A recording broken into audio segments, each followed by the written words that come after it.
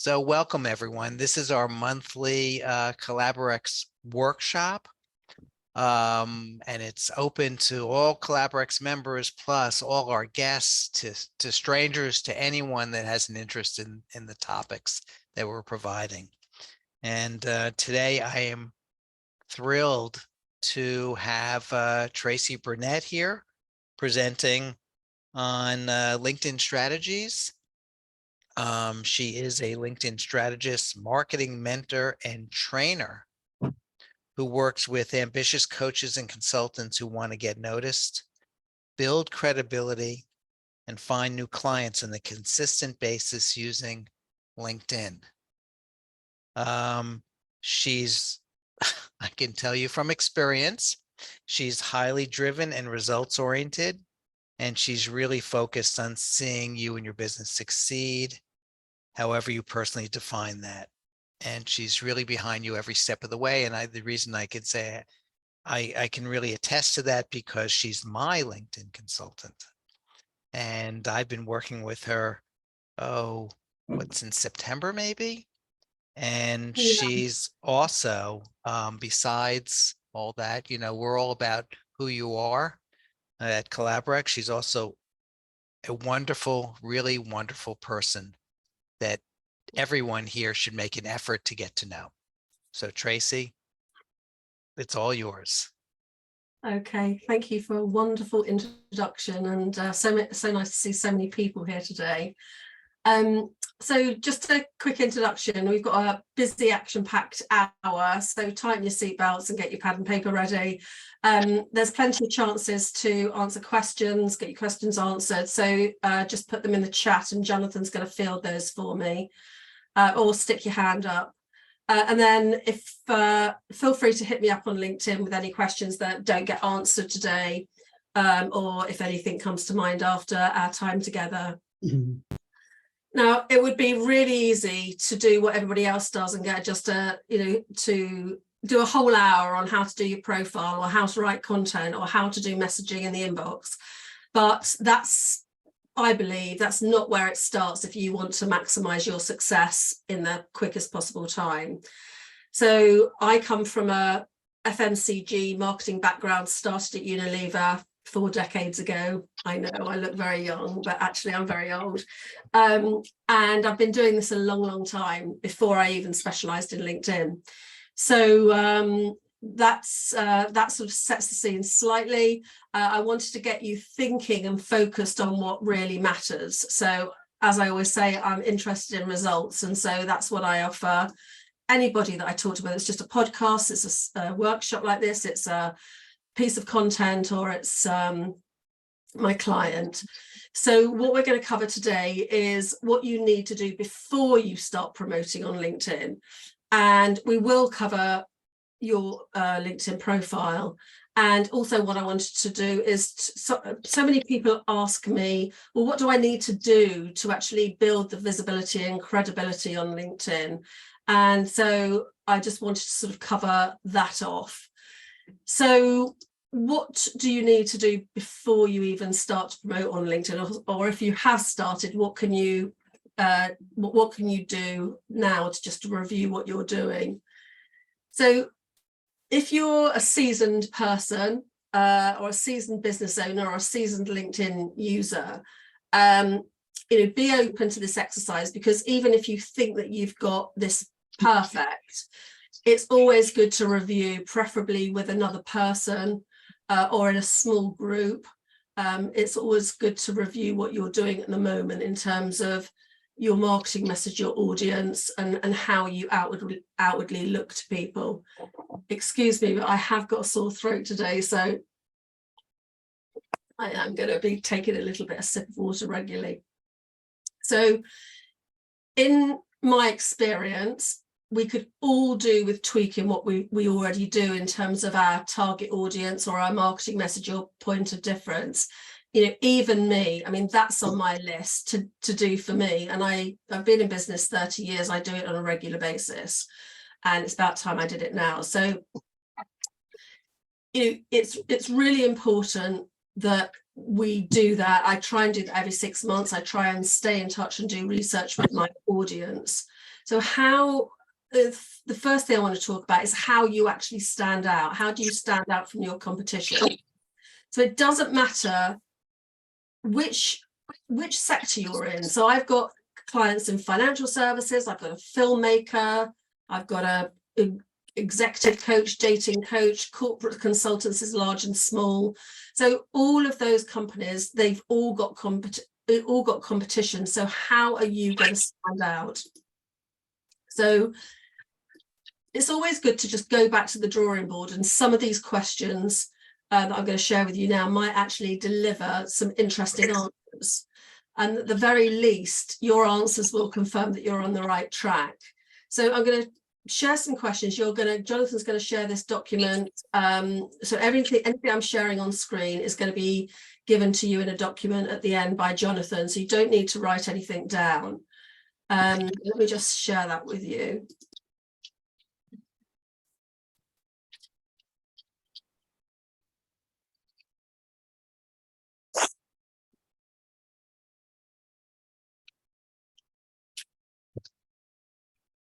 Okay. So again, it's do it with somebody else. It's not so easy to do it for yourself, because we're all on this side of the fence. We need to see, we need, the public, if you like, or your audience or other people just to see, to tell you really whether or not what you're saying and what you're doing is actually clear and concise. So what does your company and brand actually stand for? What are the company values?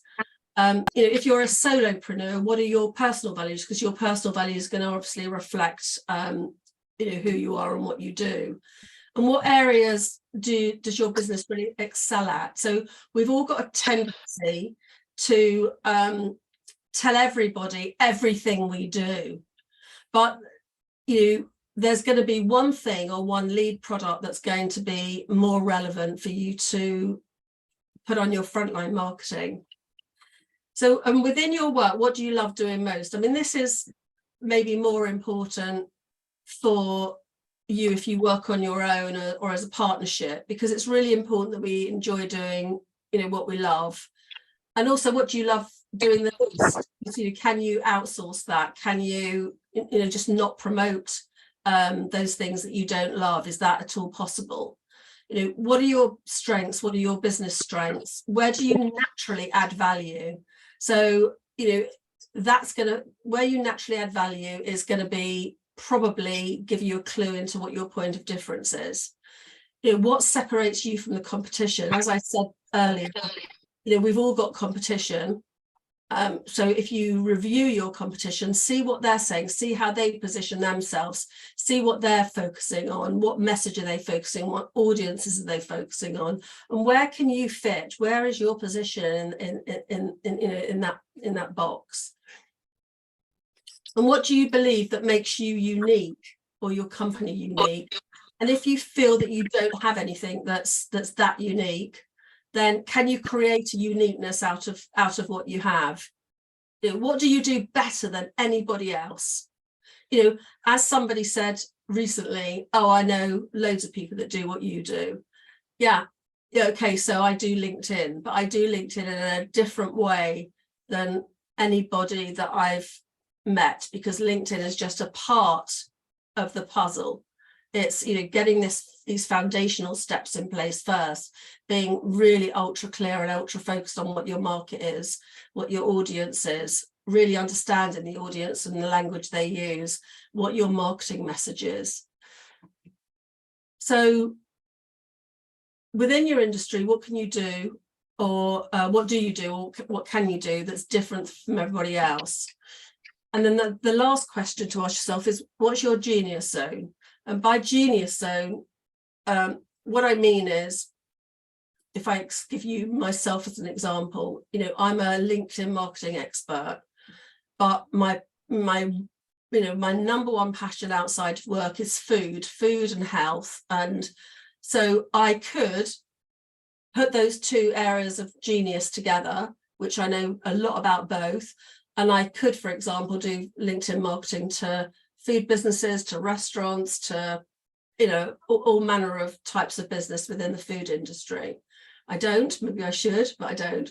But that's just to sort of demonstrate really what a zone of genius is, because if you put those two things together, there's probably very few people that are LinkedIn experts and an expert on food, for example. Does that make sense to everybody? Yes, Good. Okay. we're So listening. good. Okay, so just listen to what comes up for you, or if you're doing it in a group as a little brainstorm, that's great. Jot it down. It'll give you insight that is really, really useful. And your point of difference needs to be one that's authentic, obviously, and personal to you and to your business. So, and the next area is target audience. Now, this is one area that a lot of us struggle on, because the natural inclination is to have a wider audience than is ideal. So there's a difference between who you can serve, which for a lot of us, all of us, is many people, and who you should be marketing to. So if you try and market to everyone, you are going to appeal to no one. And you've probably heard that before. And it's all, you can sort of say, yeah, I really get that. I've heard that before, I get it. But, we all know that on a conscious level, but then it becomes difficult. And I always say it's a little bit like, I don't know whether any of you are into rock climbing, but, you climb up and you get to the top and you've got a belay and all the kit and you're all safe. And then you rappel down and, somebody's easing you down. And when you're standing up there, whether it's going down the cliff or actually focusing your audience, on the one hand, you're saying to yourself, this is completely safe. I'm completely safe. There's nothing, there's nothing that you should be fearful about. And the other side of you is going, oh my word, I'm going to kill myself if I put my foot off of the top of this rock. And I always think that's a bit like sort of narrowing your niche. But it's always good to take the plunge. And even if you go sort of half of the way now, and then you get your confidence and go another half or go the full way. I had a client that did this probably a couple of years ago now. She wasn't quite comfortable when we started working together about narrowing down to accountants and accountancy firms. So she just said financial services, and she did okay. But 6 months later, she took it, changed her profile and her website to accountants, and it just took off in a way it had never taken off before. So that's just one example. So we could all work with many people, but marketing to many groups or a wide group just leads to confusion. It leads to confusion on behalf of the reader of your profile, reader of your website, reader of your content. And it confuses you as well, because when you're trying to message people or emails or content, you don't really know what to write about. But if you had an avatar, for example, if you were very clear about the type of person you're actually marketing to, or the type of company you're marketing to, it's so much easier. It's like writing an email, a personal email to your 90-year-old grandfather and your 6-year-old niece. It just wouldn't be the same even tone of voice, or you wouldn't talk about the same things with them, even if it was all at the same event, like a holiday, for example. So don't confuse yourself. Think of your ideal client as a person, describe them. What's the pain, the issue, the challenge that they actually have? Why would they need you? What do they want to achieve? What's their goal and dream? And if you sell to businesses, then obviously you need to do this exercise to also to determine what criteria in the business, what criterion you're assessing that business against. But we all still sell to people. We don't sell to a faceless business. Yeah. I think actually I've got another list of questions for you, which I'll share. Yeah, I've just said it. By and large, you've got it in the document. So, we can all make a guess at this information, and often talking to some of your ideal audience and doing the research is the best way to tune in to where they are, what they're thinking and feeling, what language they're using, and what they want to achieve, what their goals and dreams are.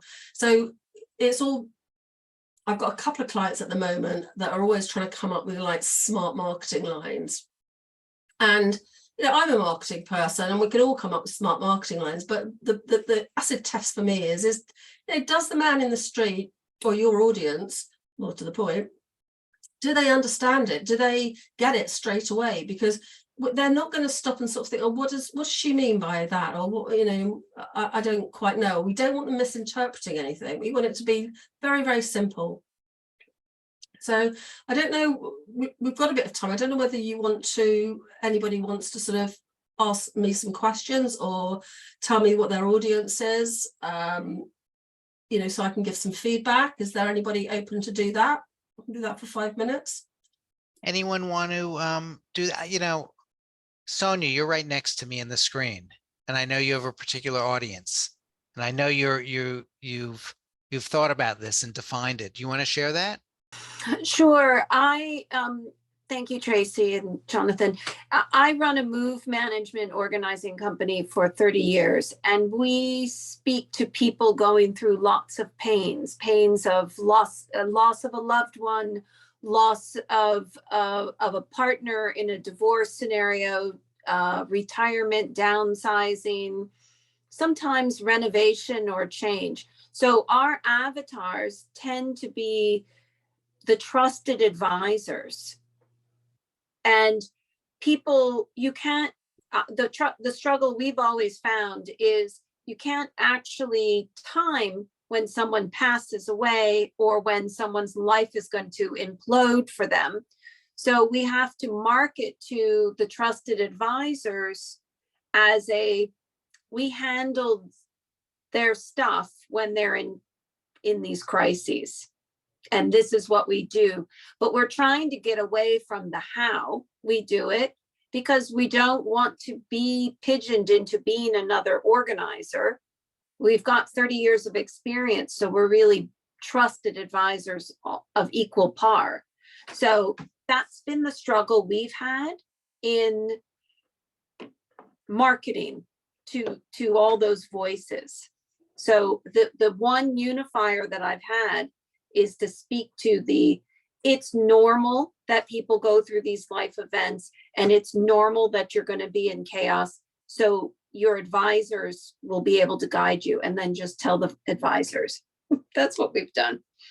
So you're, I was going to say, you're speaking to dead people, but you're speaking to sometimes, yes. So you're talking to people that are grieving, not literally, sometimes with the loss of a loved one, but also grieving for what was in a divorce scenario, or even if they are retiring and downsizing, they're grieving for what they had, and so I'm trying to, we always try to focus on what else could be for them, and not, oh yeah, you're right, this is really shitty, and I'm sorry you're having a hard time, because that's not what normally motivates people to make a change.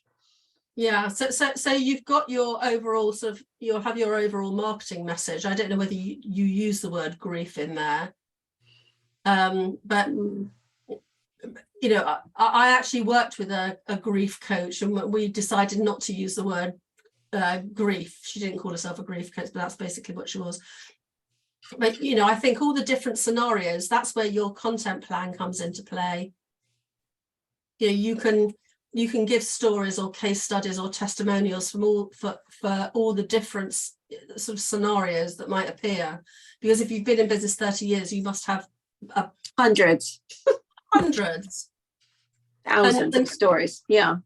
And so that allows people to identify themselves within your content, whether that's articles, or you make a story out of a case study, or you use a testimonial. There's a plethora of things you could use, or you could interview people that have gone through different grief scenarios.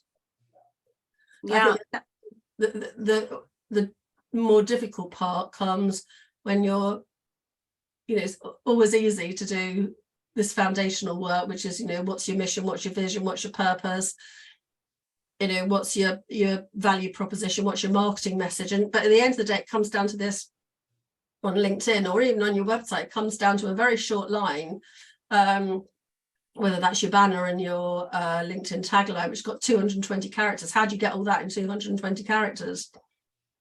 So, you've got to sort of wrap up there, who you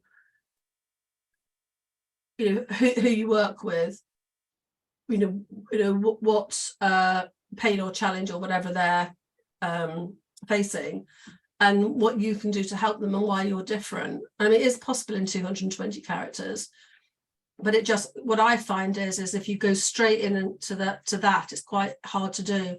But if you have this cascade effect of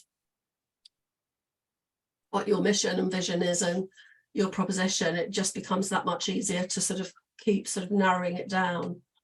Yeah. And you use the wording that they would use themselves, so they might not see themselves as grieving, for example, over loss of a business or something.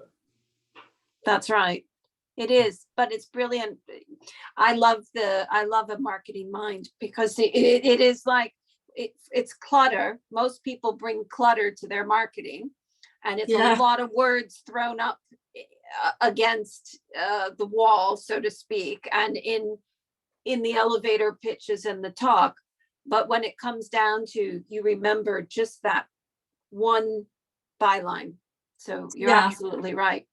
It's like, it's making it easy for people to refer you, even because they remember you. They remember you for a reason. What's your brand identity? I mean, one person that, yes, it could just be your corporate colors. And it's, somebody I know, they always put 3 colored squares on the beginning of the subject line of their email. They always wear a particular color t-shirt. And we could all do that sort of thing. There's somebody else that just wears massive glasses and really chunky jewelry. And so there's sort of different things we can do as a small business, and other things we can do as larger businesses as well. No, I think you're right. And that visual and the verbal are 2 different things, but they need to work together. Yeah, they do. Yeah. Thank you.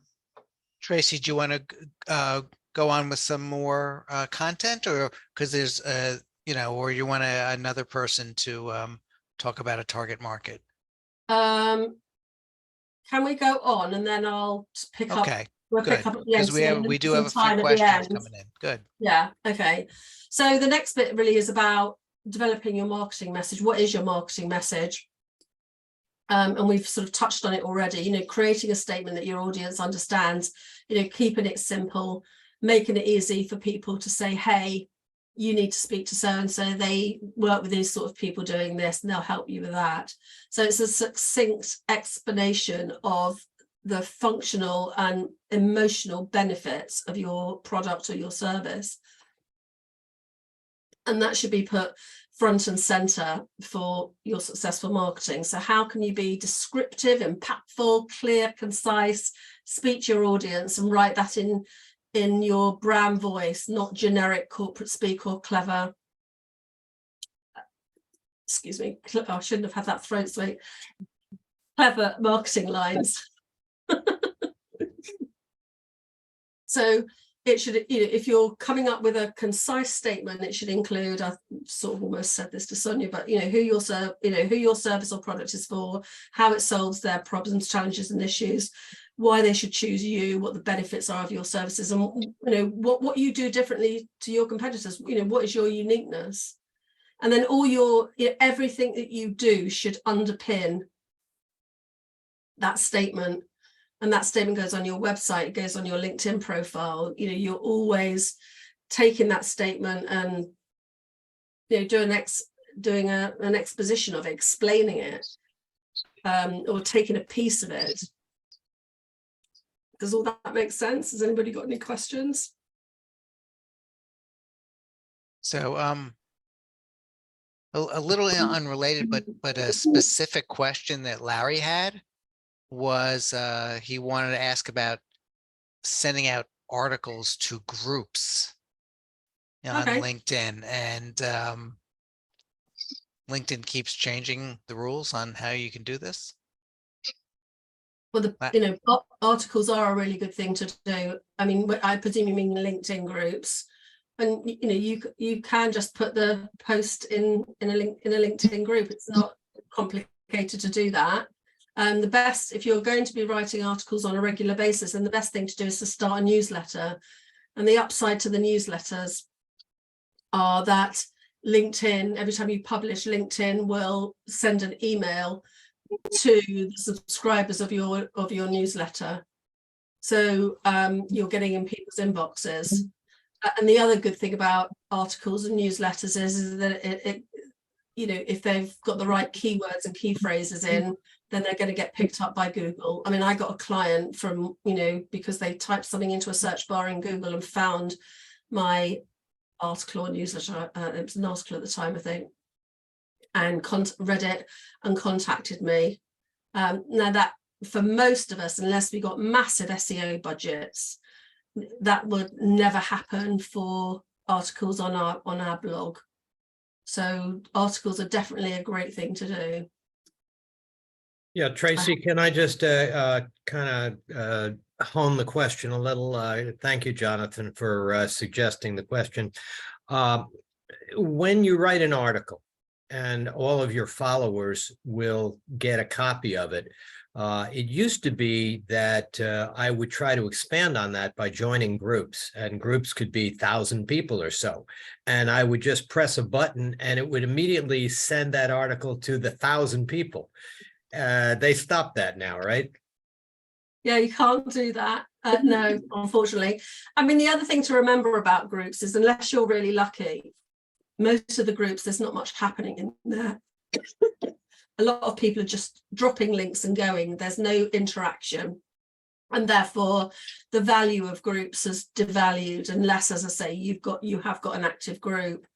So, I think there's so many things that you can do on LinkedIn to push your business forward, which I'll talk about at the end, is that I wouldn't put groups up there as one of the things that I'd spend a lot of time in, but joining groups that supposedly have your target audience in, and I say supposedly because sometimes you'll look at a group, say for example for financial services advisors or something like that, then you go into the group and it's got 10,000 people, you think great, 10,000 financial services advisors, and it's actually got 2,000 because the other 8,000 are people selling to that market.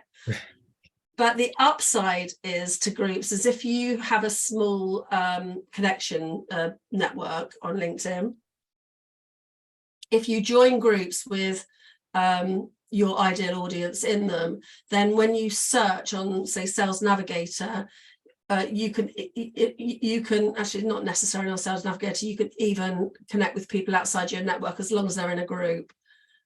So LinkedIn network is a little bit like a pond. You throw the stone in, that's your first connection, second connections, third connections, and beyond. So even if somebody is way out there on the riverbank, but you're in the same group, it's much easier to connect with them. So that's how I always tend to use groups, just to find people that are within the audience that I want to attract. Yeah, Tracey, just very quick follow-up. In terms of the service itself, is it better to have the professional service then for distributing to other people? Professional service, what do you mean? Yeah, with the subscription service for LinkedIn as opposed to the freebie. Okay. Yeah, don't get premium, that's a waste of money. I'd get Sales Navigator, because if you're really serious about finding people in great numbers, then and again focusing down on audience, Sales Navigator is better, because you've got so many fields that you can search within to get a great list. Okay, Sales Navigator, thank you. Yeah, I think it's about, in dollars, I think it's about $99. Yeah, something like that a month. Thanks. We have a question from Allie. Hi, Ali. Hi, Tracy. So I just rebranded my personal LinkedIn page and opened a business page for my coaching consulting practice.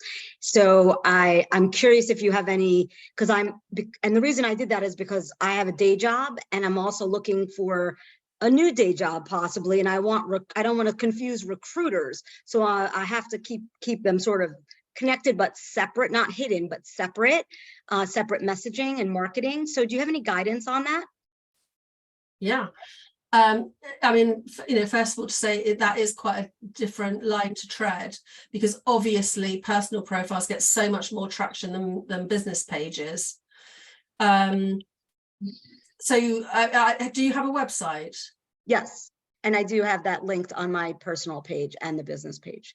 Okay, so again, company page content doesn't get so much traction as your personal page can get. That's not to say you can't do it.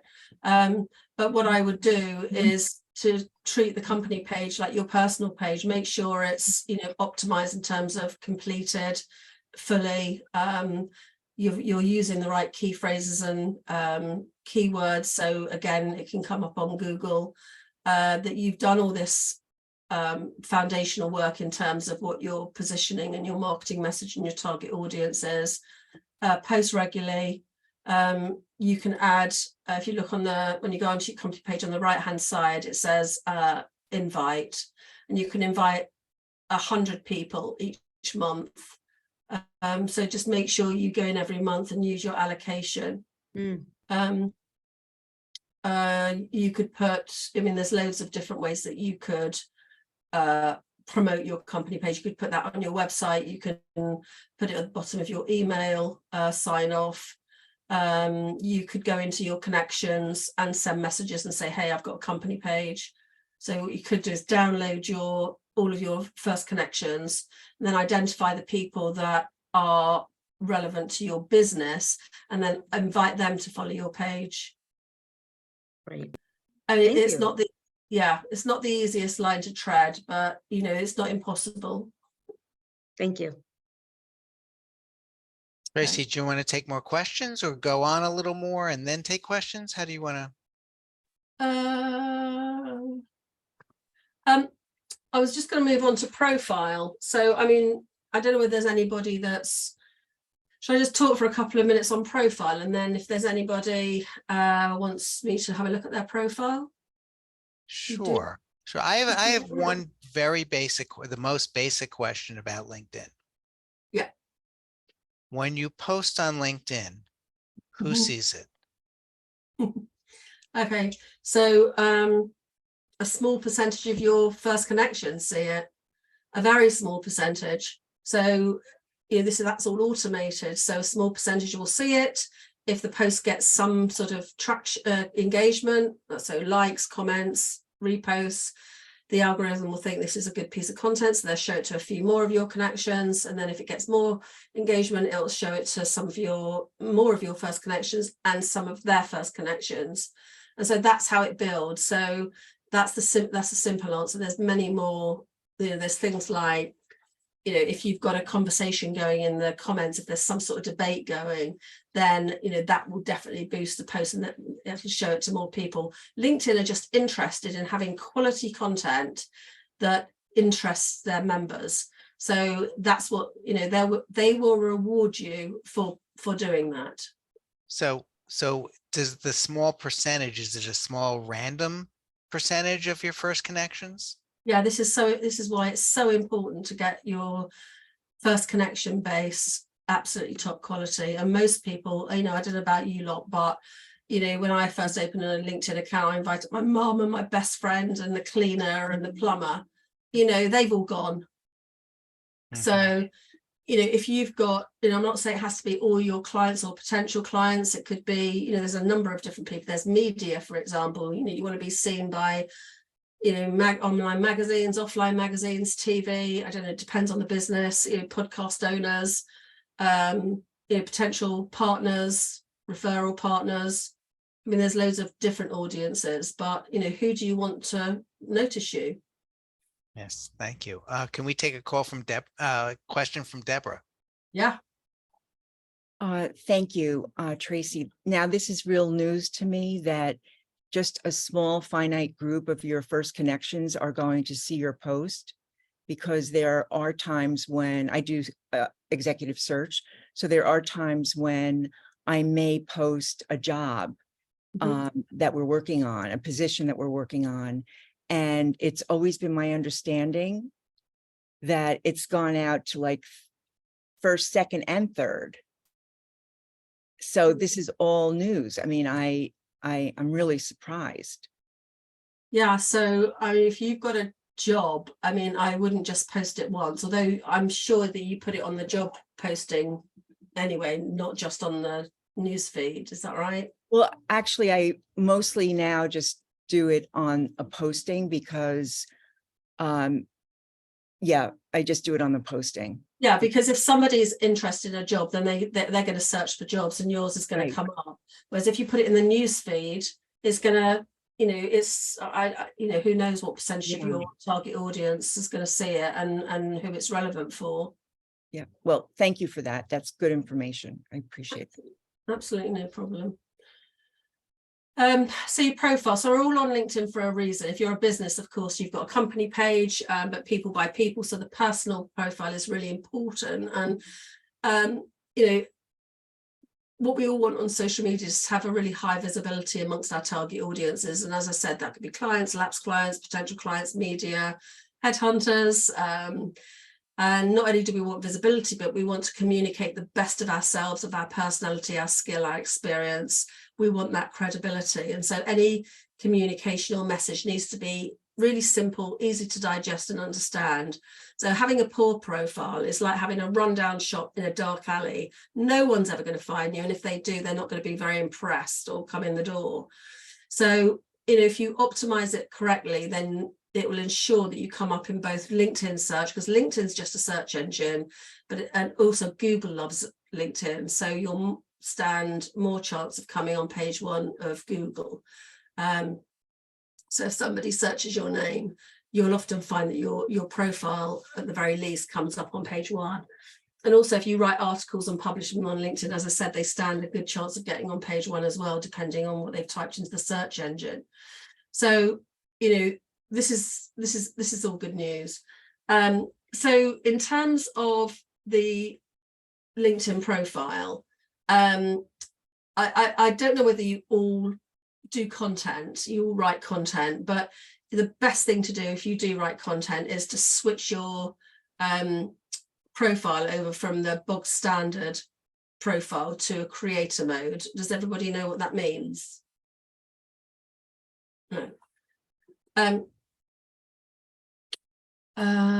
wonder who's got actually. I wonder if you, Deborah, have got a normal, what I call a normal LinkedIn.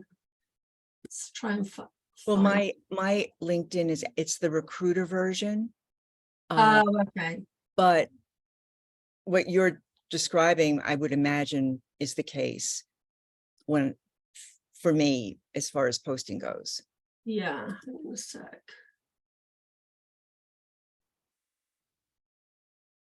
So shall I just, it might just be easy just to go through mine.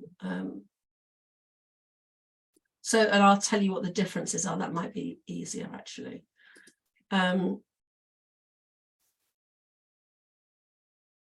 Screen. So just quickly go through this. So creator mode, you get a number of sort of different features. You get this picture. I don't know whether you saw as it came up, but you get there's a 30-second video that you can add. So you can go to your phone and add the video, or record the video from there, so somebody can actually see you talking for 30 seconds. So that's one feature. And then the hashtags, it's another feature. This link here, you can take people through to whatever you want. That's another feature. Here, this is where you'll find if you're in your own profile, which obviously I am. If you click on creator mode, it'll say, look, you can switch over. I'm just trying to find, there we go. So you'll see here, creator tool. So it gives you access to LinkedIn Live. So if you're live on LinkedIn as well, your profile banner turns into the video. So if somebody's doing a LinkedIn Live, you can just look at their profile and watch their video from there. Audio events, so a bit like Clubhouse. Newsletters, which we've already talked about, sort of formal version of articles. So there's and there's the hashtags here as well.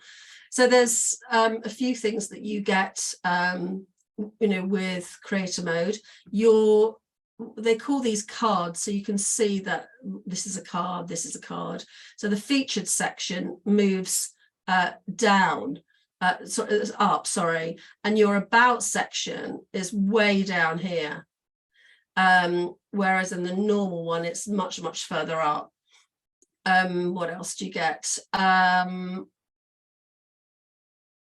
the main things. Obviously, I could do a whole hour on profiles. You get on the activity, if I just switch over. On activity, it just shows the things that you've done. It doesn't show the comments. Whereas if you've got a normal profile, it'll show what you've commented on. So this just shows your content. So I'll just quickly go through, what I feel is important about the profile, really. When you go onto somebody's profile, you see this top bit. So if somebody's looking at your profile and they're interested perhaps in your services, then you just got a few seconds really to grab their attention. So, how are you going to do that? Well, obviously the banner, I've tried to sum up here what I'm about. So more visibility, get better known, build your reputation, and increase your revenue using LinkedIn. In my research, they're the things that come up. That's what people want. So if they've read that, they just go tick, yeah, that's what I want, let's move on. Or you could put a question there, are you somebody that loves networking but hates salesy groups like BNI, and like that would be a tick. And then underneath it's like join CollaborX, obviously.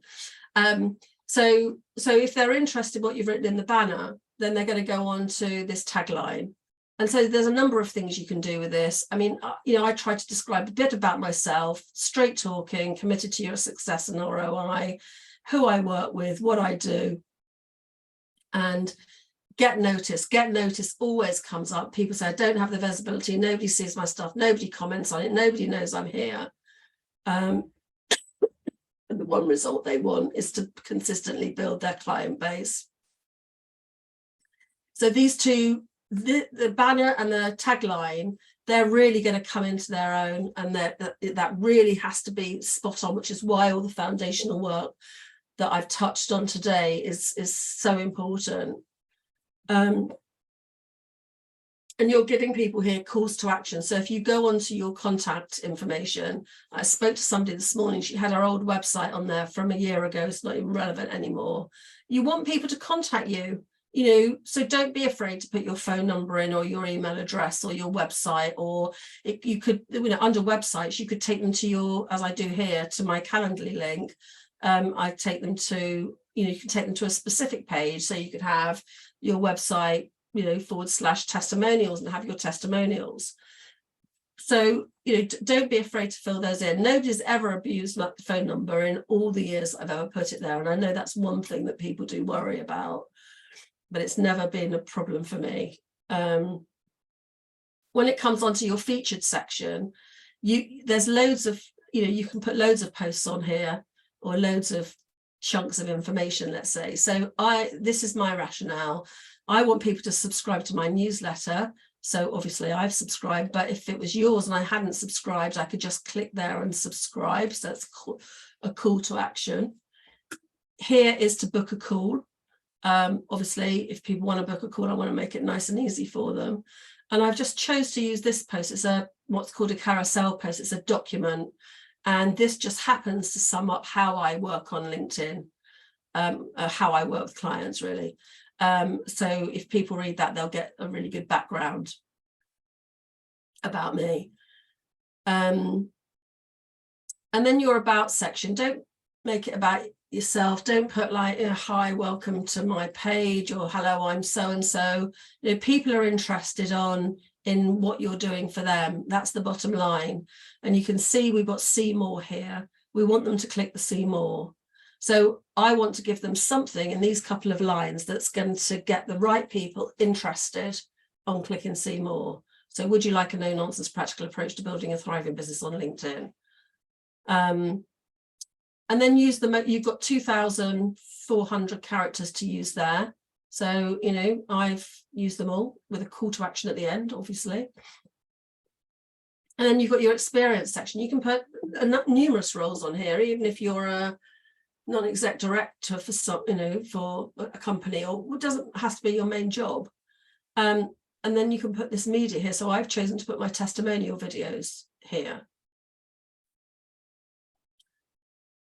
And then as we go down the page, it's less, you know, it's less important, if you like. I mean, some people might be interested in education, certainly if they're looking to hire you, for example, for a, you know, as a if you're a career person rather than a new business, rather than a business person. Skills, I would put, actually, I reorganized mine to show somebody, then I haven't put them back into the right place. But normally I have 3 LinkedIn ones here. So, you know, you can put loads of skills in here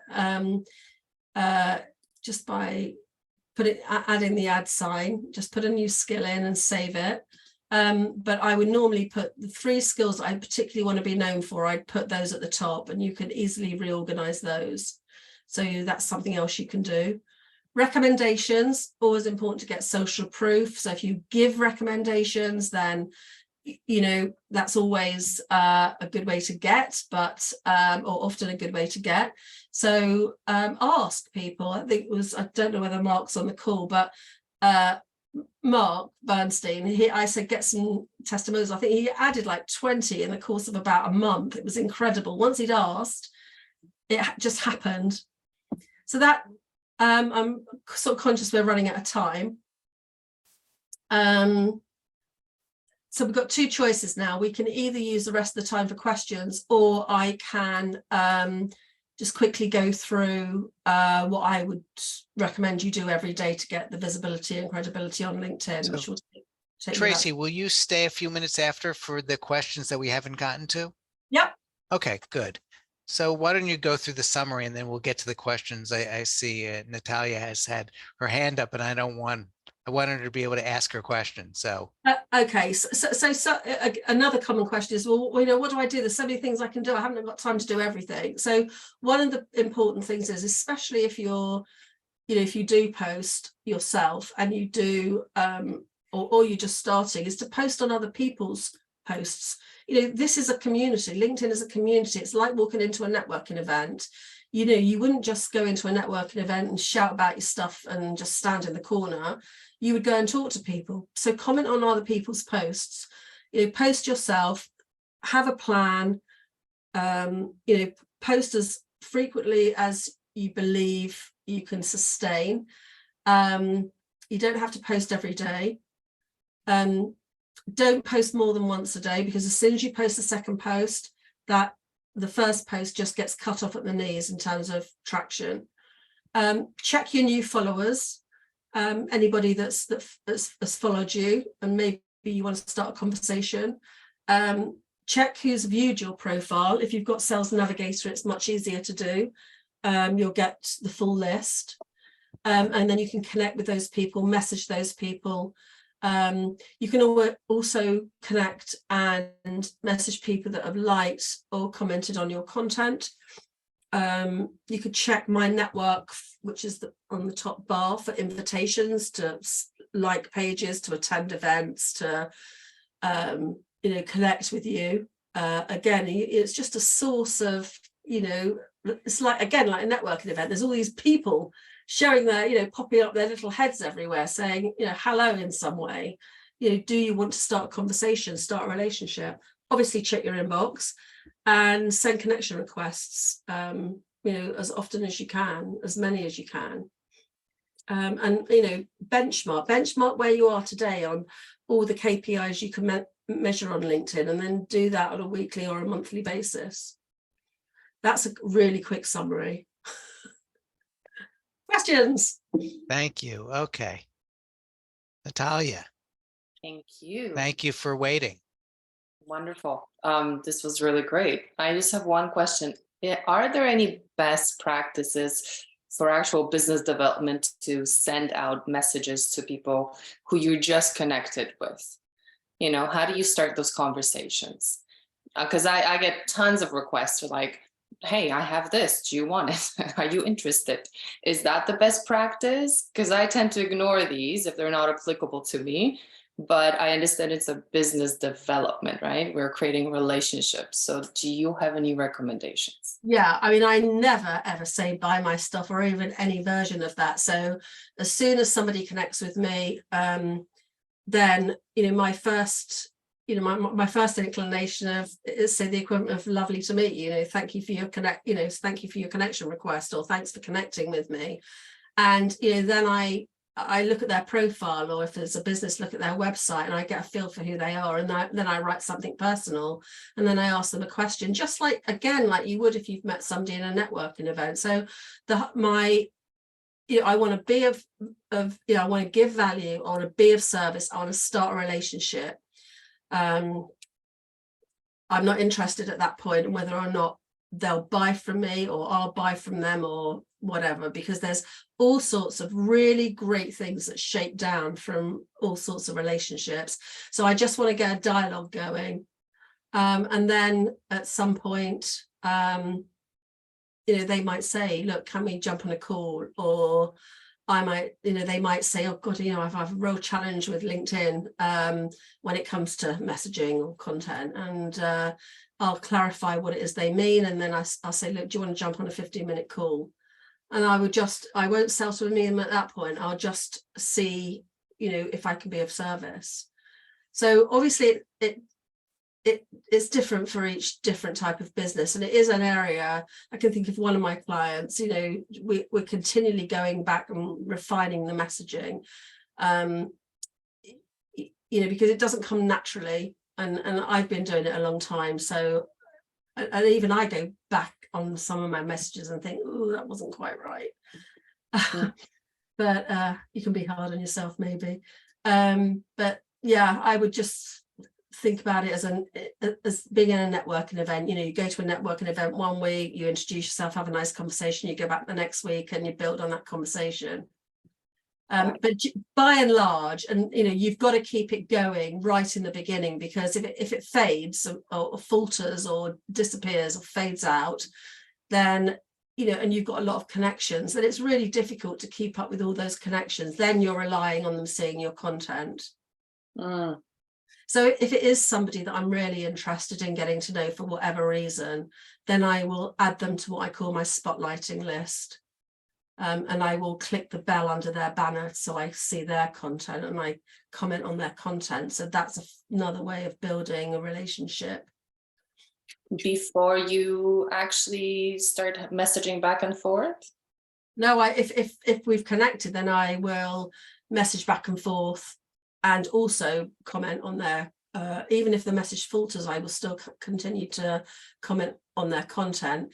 If it's somebody that I want to connect with, and I'm, you know, that I really want a relationship with, then I won't even send them a connection request. I might follow them, and then I will comment on a lot of their content, so they know me. So they start to know my name at the very least, and they see that I'm commenting. Then when you send them a connection request and you're messaging them, that person is warm rather than cold. Gotcha. And then would it be safe to say that you go in on LinkedIn for a few minutes or an hour a day to create that and then let it organically develop, or do you have a certain time frame? No, I mean, it's pretty organic. I mean, obviously you need, you know, it's quite good to have some sort of idea where you're taking the messaging, as it were, because, you know, whether or not they're going to be a client, it's always good to meet people face to face, you know, on Zoom or whatever. So it you know, it is quite good to sort of tease out more about them, because sometimes you tease some stuff out and you think, no, I don't think I could be of help to them. I mean, we've all got we've all got an idea of people that we want to connect with, we want a relationship with, and we want to work with, or we want to partner with. So that, you know, some people fall by the wayside, which is why I put my little gold gems into my spotlighting, what I call my spotlighting list. Okay. Okay, Okay. thank you. So Thank you. everyone, it's 1 o'clock, but Tracy's going to stay, and anyone's welcome to stay for as long as we want to get through all the questions, or here to just even hear the answers to the questions. So thank you so much for everyone for being here, and thank you, Tracy. And David, what question do you have? Yeah, there are a number of LinkedIn automation tools out there. I know LinkedIn tends to frown on those. What are your thoughts on them? LinkedIn frown on. On the LinkedIn automation tools? Oh, right. Okay. Well, it's against the LinkedIn laws, as it were. So if you're going to use them, then I would use something that's cloud-based and not extension, a Chrome extension. And I would just be really careful about how you use them in terms of volume. And if you're going to use them, you search for people on Sales Navigator, make sure you clean off the list, make sure they're your ideal clients, keep it really niched. Be careful. That's what I say. I also wanted to say, Jonathan, could you put the link for that document? I didn't show everything, but it would just might be useful to some people. Sure. And I'm very, also I'd like to offer anybody, well, I'm going to offer up to 10 profile reviews. So if anybody is interested, just hit me up on LinkedIn. Okay, I'm going to share document David, with did that everyone, answer and your we can follow question? up. Yes. Yep, we're good. Thank you. Yeah, I mean, if you want some recommendations, again, you know, hit me up on LinkedIn. Hit me up. Tracy, this was great. Thank you. Oh, it's a pleasure, Eileen and Ted. So I have a question regarding something that you said earlier about the number of people that see your posts. Since it's a small percentage of your first connections, would it make sense to go in and clean out your first connections? So if Yeah. there's a ton of people in there that are your plumber or your, you know, whatever, Mother. Yeah. that you'd rather that it be a small percentage of people that you want to see your content. Yeah, so go into privacy and settings, and there's a section there where you can download. You just request your connections. LinkedIn send them via email. So you've got a spreadsheet, and then you can just sort of mark all the ones that you don't, people that you don't want. So even if you do have people that are interested in your market, they're just as valid. They can be really useful when it comes to comments on your content.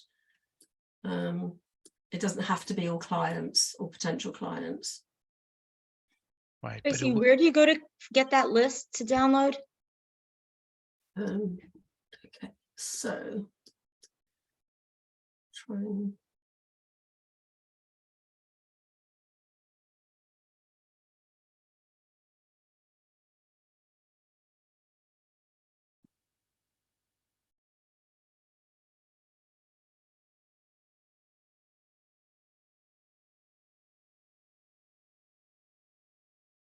one.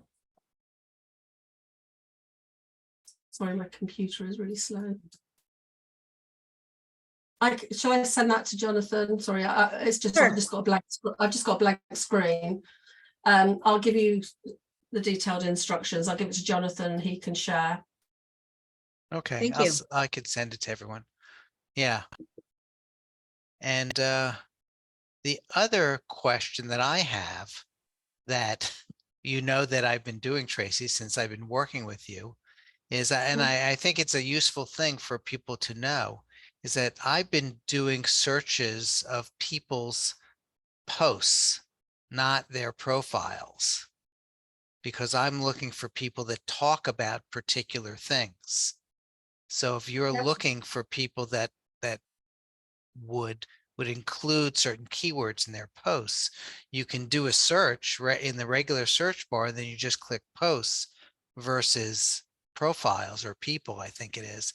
And then you can see, you could find posts that have a lot of activity on that particular keyword.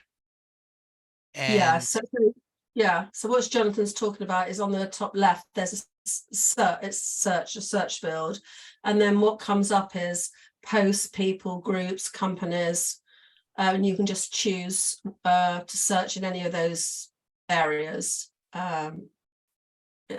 You search for that search term in any of those areas, so that can be quite simple to do. yeah, so, what I do is, and that gives you, so for instance, at Collaborex, we're looking for people that have certain personality characteristics. So I'll do a search on, I'll type in the word empathy and I'll search posts.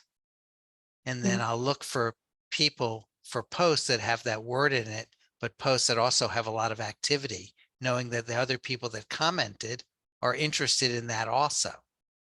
And it'll give me a lot of people to interact with. And then I can also comment on that post and be part of that conversation. And then if I want to connect with one of those people, all I do is I say exactly what I just did. It's couldn't be more transparent. I say, I did a search with the word empathy on people's posts and you came up. Yeah. Would you like to start a conversation? Yeah, it's a good idea. And that sort of,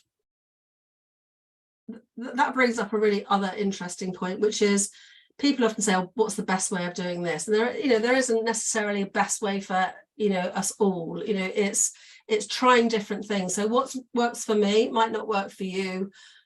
For example, some people find that when it comes to posting, that if they don't put an image on their post, then the post bombs. If I put an image on my post, I don't get as many impressions. So, as I say, what works for me might not work for somebody else. And I think it's really great that Jonathan is trying different things, because then you'll find your sweet spot. You'll continually be trying new things and continually sort of refining what you do.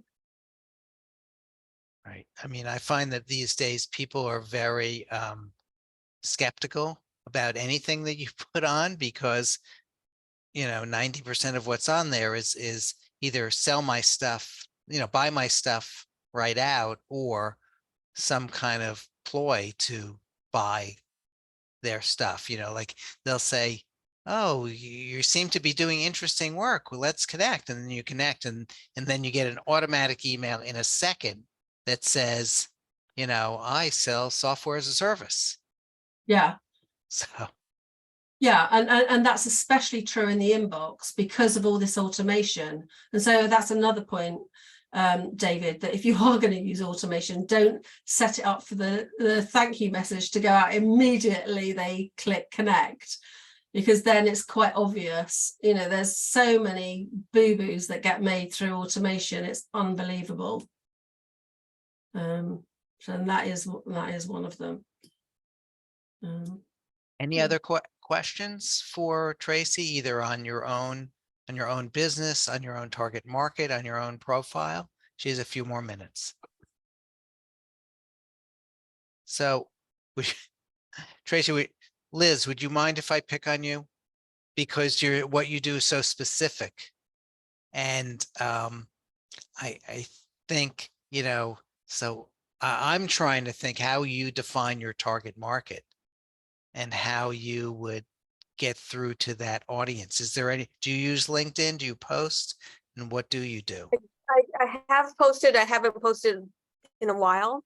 And I'm just realizing I need to do more. My target market are primarily people in the C-suite, or high net worth individuals who have foundations. And I've been most of my work is by referral. So I've gotten a lot of questions from LinkedIn, but I haven't gotten clients from LinkedIn. And now I'm going to revisit how I describe myself. And I'm just actually in the middle of a website redo or refresh. But what was the question? I mean, so I don't post that much. I am going to post 'cause I have a lot to say about what it means to develop a legacy and how important that is for everyone to understand that they have one, whether or not it's not about the money. It's about how you share your knowledge, the experiences, your life lessons with others. Does that answer what you wanted me to share, Jonathan? Yes, I think that what you do is it's such a niche thing. You're the only person that I know that does that. And so I think that gives you a marketing advantage. Actually, I'm not the only one. There's actually quite a few. So I help people with strategic philanthropy, legacy development, succession planning, which sounds like a lot, but they're actually often very related. But there are actually quite a few. It's just that we don't, most of us don't really post that much. And some are not even on LinkedIn because you sign these ridiculous, I shouldn't say ridiculous, you sign very elaborate NDAs with companies, with individuals. So it's kind of a weird business. I mean, this is one thing where you have got lots of things that you do. People aren't necessarily, I think I alluded to this earlier, which is, what is the product that they're more likely to buy from you to start off with? So I don't know anything about your business, haven't even looked at your profile, but if you can pull them in with something, it's a bit like a 3-for-1 deal or whatever in a supermarket. You pull them in with that deal and then they come in and buy loads of other things. So if you can, there's one thing that you can offer, and you focus on that more, then you probably get more leads. And again, I don't know anything about your business, but is there some way of sort of wrapping this up in, I think somebody said elevator pitch, or client magnetizing marketing message, or whatever you want to call it. I don't know. Yeah, so I do have a sort of a 7-second spiel that I often give, or I shouldn't say spiel, but a description of what I do. And I think what I've offered people often is a 15-minute consultation on how to understand what it means to create a legacy and why it's important, and why everyone should understand that if you think about where you want to be at the end of your life or the end of your career, what you've left behind, and you work in reverse engineer, you will have a path to creating the work legacy, life legacy that you want to have. So do the people that you're trying to attract understand, and have already said to themselves, I want to create a legacy? So they're already in that space. So most of them in the C-suite, most of them have an idea of what it means for them to create a legacy, because they leave behind this company or whatever it might be. And so they're pretty clear about what they think they want, not necessarily what they actually want.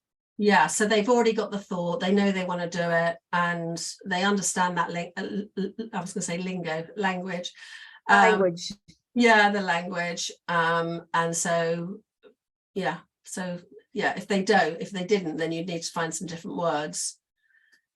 But I am going to reach out to you, Tracey. I do have some questions. Oh yeah, no, absolutely reach out. Absolutely reach out. I've got a client who some of you may or may not know, but he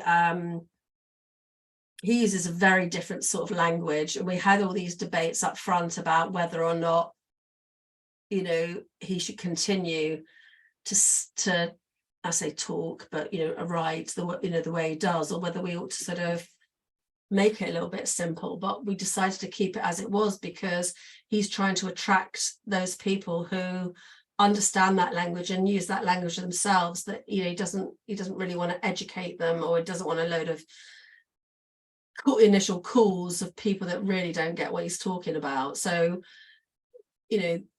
there's sometimes those decisions that you need to make when you're not selling something that everybody buys, a widget, a packet of candy or whatever. Right.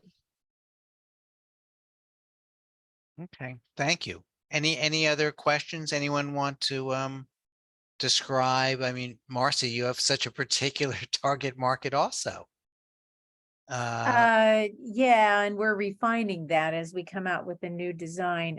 What we do is an adaptive exercise machine for people with disabilities, primarily those who have limited use of their lower body. So Oh, people in wow. wheelchairs, cerebral palsy, muscular dystrophy, cerebral ataxia, et cetera. And we opened, unfortunately, in the middle of the pandemic, and our focus was primarily on facilities, and then all the facilities closed. So then it went back to individuals, but we are now ramping up, getting ready to come out with a new design that came as a result of the supply chain fiasco. We had to kind of move ahead. And so we're ramping, refocusing again on facilities. So rehab facilities, rehab hospitals, specialty gyms. There's some national chains in the US that have an adaptive exercise component. So that's what we're doing. And so, you know, again, what I've done is looked at, and I'm not an expert at all in LinkedIn. But what I've done is to go in there and find the right groups to join. Mm. And I've done that, but I haven't done a lot of, you made a comment about commenting on people's posts, and I haven't done that. So I think that will be something I take away here. Yeah, I think what you need to do first, I've just found your profile. It's CEO of VitaGlide or VitaGlide. Oh, wow, you looked me up right away. Yeah. Yeah. Yeah. So that doesn't, your profile doesn't say anything about what you do really in terms Okay. of, I can't match what you said with what you do. So this is why it's so important to do that initial exercise. Right. Because, yeah, so if you try and jump to step 5, it's much harder. So you'll find it very easy to write content once you've got that clarity in your own mind. And sometimes even, you know, people just get more confident knowing what they're, you know, Right. knowing that they really got it honed in and dialed in, and you know, it's just becomes much easier to write and talk to people. So Great. yeah, definitely definitely do that work, and then change your profile and then start commenting. Because if you start getting the visibility and then people go to your profile and they don't want to buy this piece of equipment, then they're gone. So that's your efforts wasted. Right. Okay. Because none of us should believe that anybody is going to scroll and read through all of our profile. It's not going to happen. Okay. So even if your message is tucked somewhere, the end of your about section or something, you know, it's not going to work for you. So again, this is why I talk about a particular process. Does that make sense? Yes. Thank you very much. Okay. Thank you, Tracey. Anyone else? If not, thank you, Tracey. This was a lot of information to squeeze into a short period of time, and I so appreciate everything that you've shared with us. And we will follow up with everyone. And if people want their profile reviewed by Tracey, she said she would do the first 10 people that come in. Mhm. And she is someone that I really encourage everyone to connect with. So Yeah, I'd love to connect with everybody, and thank you very much for the opportunity. yes, Thanks, Tracey. Great stuff. thank you Thank very you. much. Pleasure, David. Okay. Thank you. Thank Bye. you. Bye.